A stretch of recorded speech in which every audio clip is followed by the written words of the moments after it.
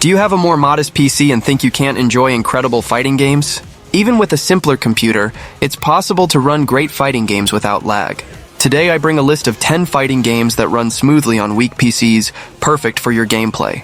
I'm Matthew, and we've already started the list with Ultra Street Fighter 4, a game that represents the pinnacle of an era, encapsulating years of refinement in a robust and technically accessible package.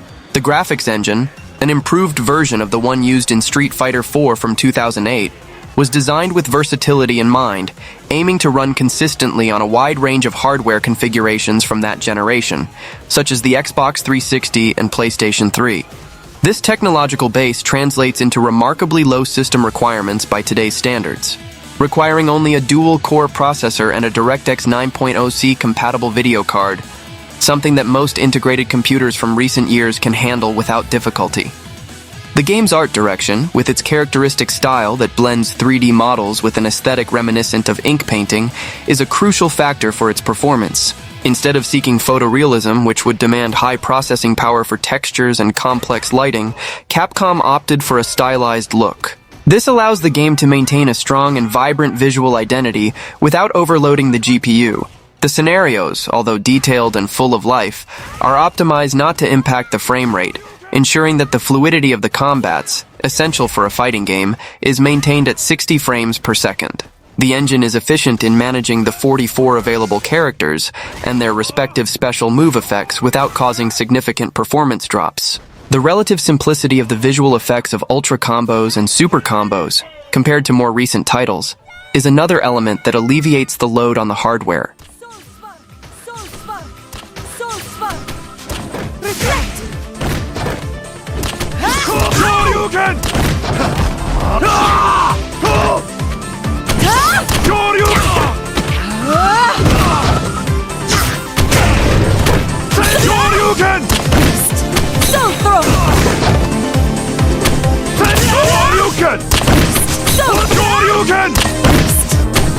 Let the spirits guide you.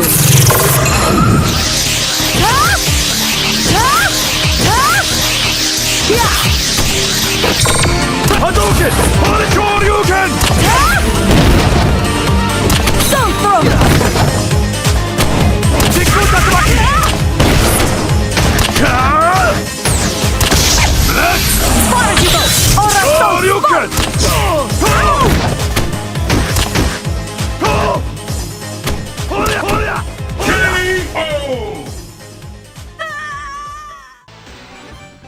The King of Fighters 98 Ultimate Match Final Edition is an exemplary case of how fidelity to a classic aesthetic can result in impeccable performance on modern, low-spec hardware. The game is, in its essence, an enhanced recreation of a title originally released for the Neogeo MV's arcade board. The technology behind the 2D sprites and hand-drawn animations is inherently light, requiring a fraction of the processing power needed to render complex polygonal models. Each animation frame is a pre-rendered drawing, which means that the load on the CPU and GPU is reduced to displaying these images in sequence, a trivial task for any contemporary processor. The PC port, especially the final edition, was focused on improving the online experience with the implementation of a rollback-based netcode, but maintained the graphical and performance integrity of the original. The system requirements reflect this, asking for only 256 MB of RAM and a Pentium 4 processor. This means that the game can be run on virtually any functional computer from the last 2 decades. The absence of heavy post-processing effects, complex shaders, or dynamic lighting ensures that the frame rate remains locked at 60 FPS, guaranteeing the precision and responsiveness that the KOF series demands. The King of Fighters 98 Ultimate Match Final Edition is perfectly suited for weak PCs because it is a product of an era where optimization was a design necessity. Its base in 2D sprites, the simplicity of its graphic processing requirements, and the absence of modern technologies that consume many resources make it one of the most accessible fighting games on the market. It offers immense gameplay depth with a minimal hardware footprint.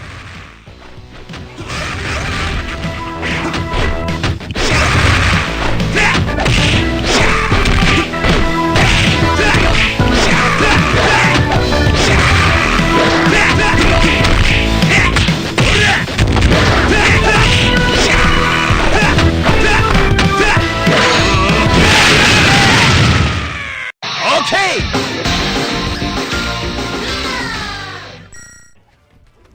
Developed on a modified version of Unreal Engine 3, Injustice: Gods Among Us benefits from a technology that was massively used and optimized during the 7th generation of consoles.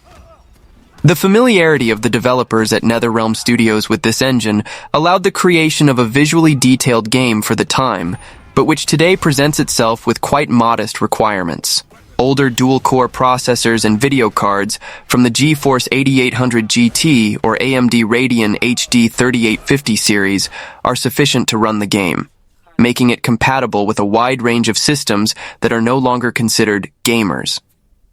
The visuals of Injustice are a show apart, with detailed 3D models and interactive scenarios that seem heavy, but are surprisingly light.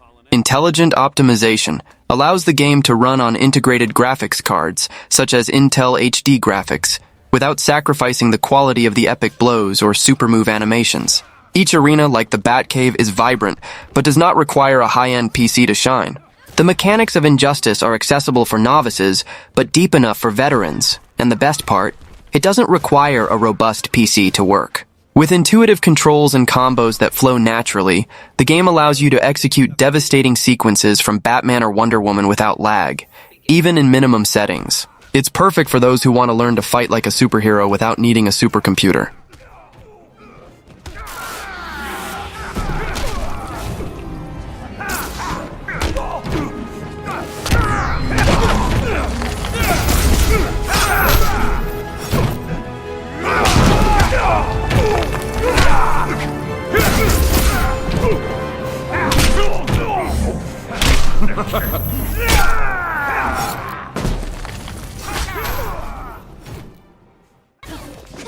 Skullgirls' second Encore is like an indie gem that doesn't require a gold vault to run. Released in 2013 and updated with the second Encore edition, this game from Lab Zero Games was designed to run on PCs with minimum specifications, such as a dual-core processor and 2 GB of RAM. Even that old laptop of yours, which can barely open multiple tabs in the browser, can unleash colorful combos from Thelia and Cerebella effortlessly.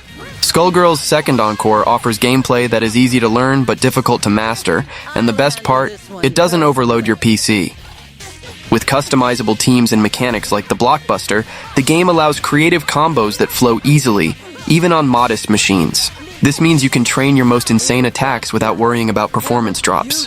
From the story mode, full of humor and narrative, to the online and training modes, Skullgirls is optimized to run on any configuration. The netcode, enhanced in the second Encore edition, guarantees stable online matches, even on PCs with limited resources. It's like having an animation studio and a fighting ring on your desk without needing a state-of-the-art PC.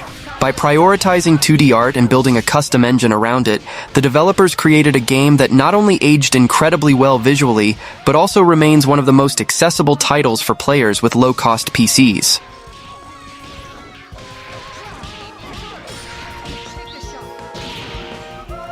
Get out of my head!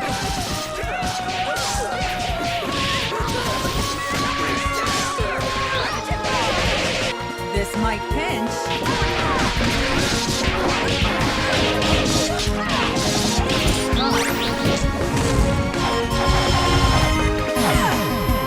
Strike up the band!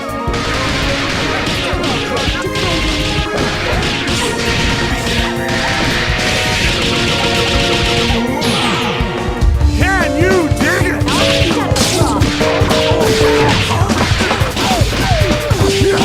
Going in the dark! Please accept my friend request.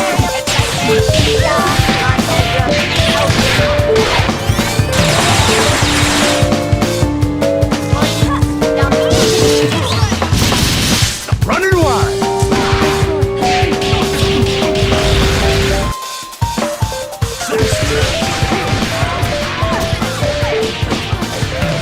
My job is clobbering Skullgirl.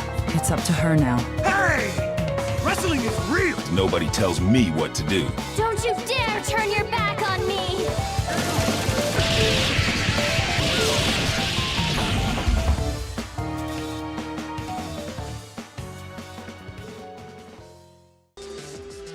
Originating from the independent fighting game scene in Japan, Melty Blood Actress, again current code, carries in its DNA the philosophy of being accessible and functional.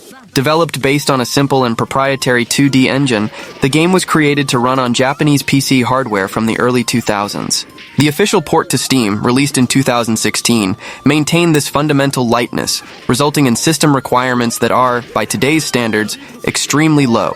The need for only 256 MB of RAM and a 1 GHz processor puts it on par with the least demanding games available. The visual aesthetic of the game is based on low-resolution sprites, characteristic of its time and its origin as a spin-off of a visual novel. This approach not only gives the game a retro charm, but is also the main reason for its exceptional performance. The sprites, although smaller and less detailed than those of Skullgirls, for example, have a fluid animation that prioritizes the clarity of the gameplay. The load for the GPU is minimal, as it is reduced to scaling and displaying these small bitmaps without the need to process shaders, complex lighting, or 3D models.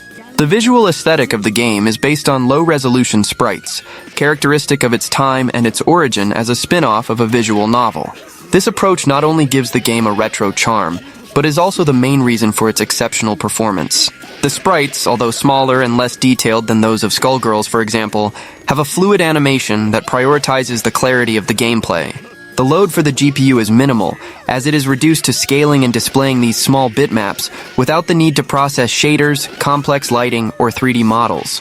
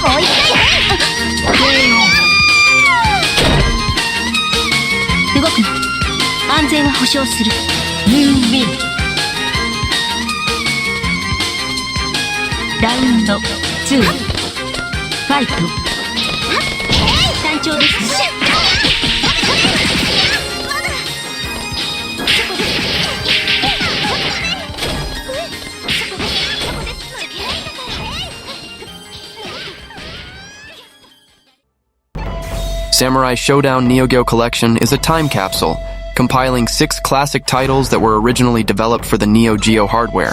This collection is, by its very nature, extremely light for modern PCs.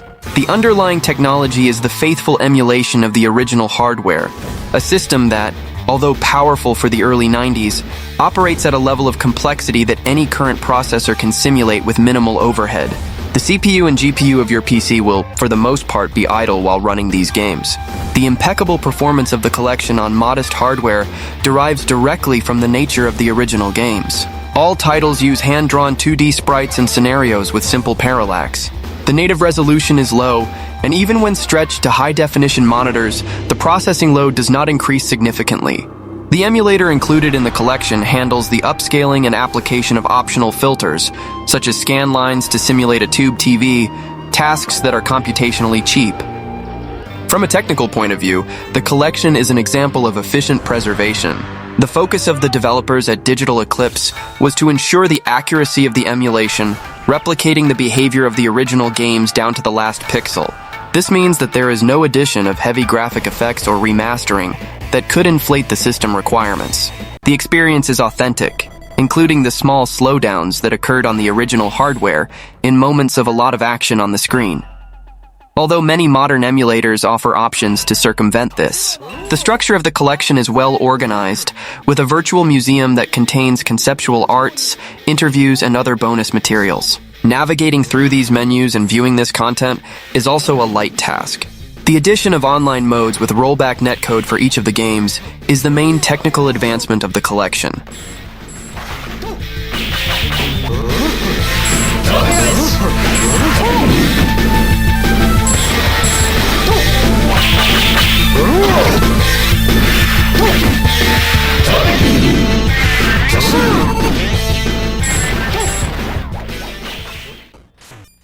Rivals of Aether is a modern example of how a game can be visually charming and, at the same time, incredibly light. Released in 2017, it is inspired by classic platform games like Super Smash Bros., but bets on a pixel art graphic style that doesn't weigh on the hardware at all. This means that even on old computers or with limited hardware, you can experience fluid and fun battles without suffering from crashes.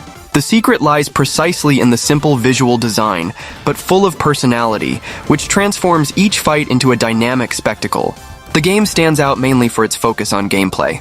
In Rivals of Aether, there is no need for hyper-realistic graphics to create an engaging experience. Each character has fluid movements, powers attributed to elements of nature, and all of this is animated with incredible precision. The result is an agile gameplay which runs perfectly at 60 FPS even on modest PCs.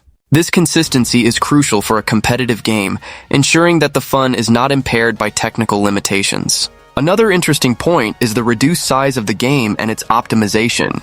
It was made to load quickly, spending little disk space and running smoothly.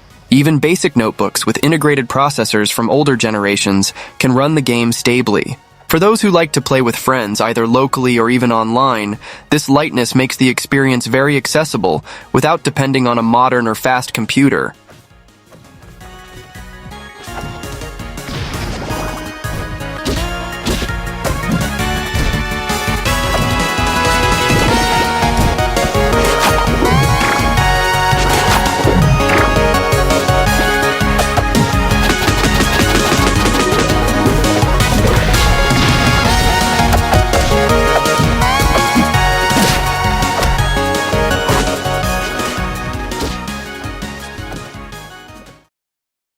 When we think of games that really don't require anything from a PC, One Finger Death Punch is one of the absolute champions. This minimalist fighting game uses an extremely simple premise. You control a fighter who faces waves of enemies only with basic commands, literally with one finger. Its stickman aesthetic may seem too simple at first glance, but that's where the genius lies. Because it's so light, it simply runs on any PC, even on very old machines. The lightness of the game does not mean that it is shallow. On the contrary, the agile gameplay, the cinematic blows, and the frenetic rhythm make each match a small choreography of action. This makes the game addictive, and precisely because it does not require resources, it can be experienced at work, on school notebooks, or on entry-level computers with limited performance. The absolute focus on gameplay shows that graphic weight was never necessary to create a fun experience. Another highlight is the consistent performance. Here there is not the slightest chance of crashes on weak PCs, since the game was designed to work completely smoothly. You don't need to change settings or reduce graphic effects.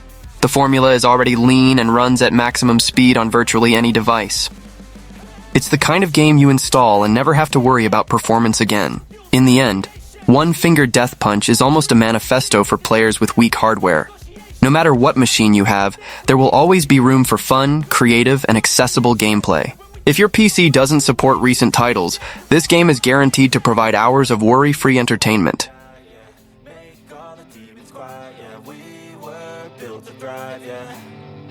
I think that we've all had enough. Keeps you up at night, yeah.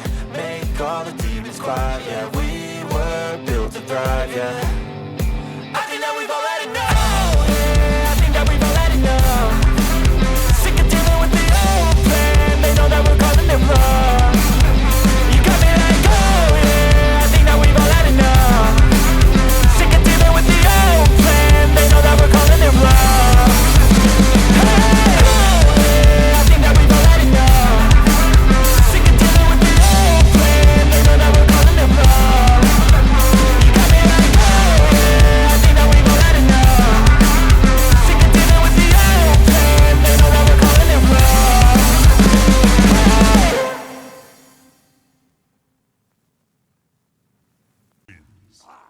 Mortal Kombat Complete Edition, the 2011 reboot, represents an interesting transition point for NetherRealm Studios and for the genre. Like Injustice, it was built on a customized version of Unreal Engine 3, a graphics engine known for its scalability.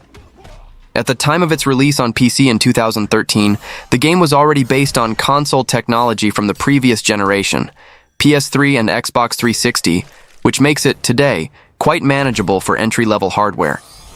The requirements, such as an Intel Core 2 Duo processor and an NVIDIA GeForce 8800 GTS, were intermediate at the time, but are now easily met by many integrated video cards.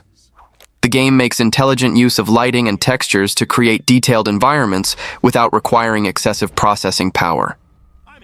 One of the notable optimizations is that, although the game is presented in a 2D plane, the graphics are 3D. This allows developers to create fluid animations and cinematic effects, such as the X-ray movements, which are essentially pre-rendered cutscenes that use the game's models, masking possible loadings and ensuring consistent performance during these moments of high visual impact. From a technical point of view, the PC version offers a range of graphic options that allow fine adjustment for weaker hardware. It is possible to decrease the quality of textures, shadows, post-processing, and disable anti-aliasing. Reducing the resolution is, as always, an effective way to increase the frame rate. The game was designed to run at 60 FPS, and achieving this goal is crucial for responsive gameplay. On weaker systems, sacrificing some visual details to ensure this fluidity is a valid and entirely possible trade-off thanks to the available options.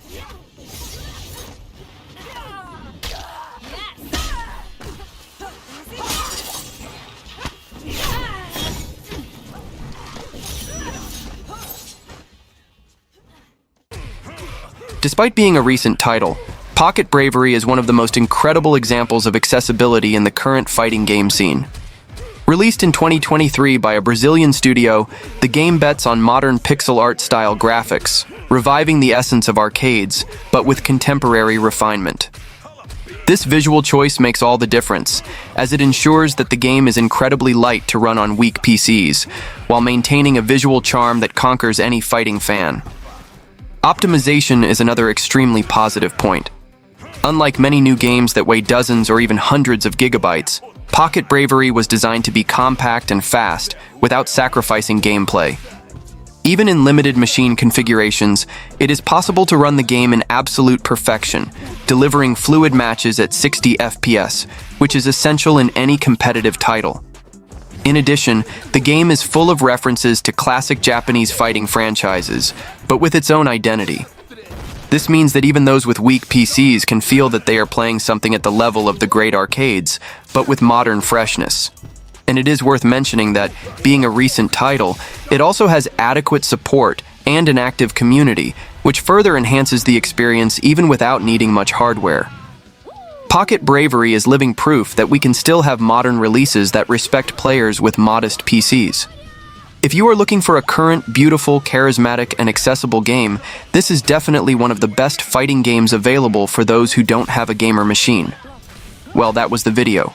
Don't forget to subscribe to the channel and see you in the next video.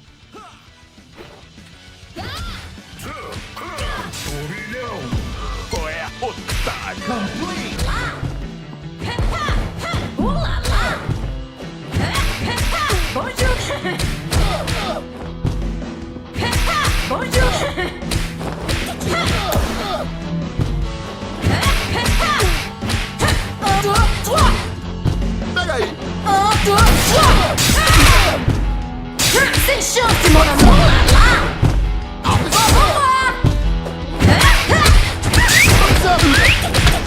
Sem chance, mon amour!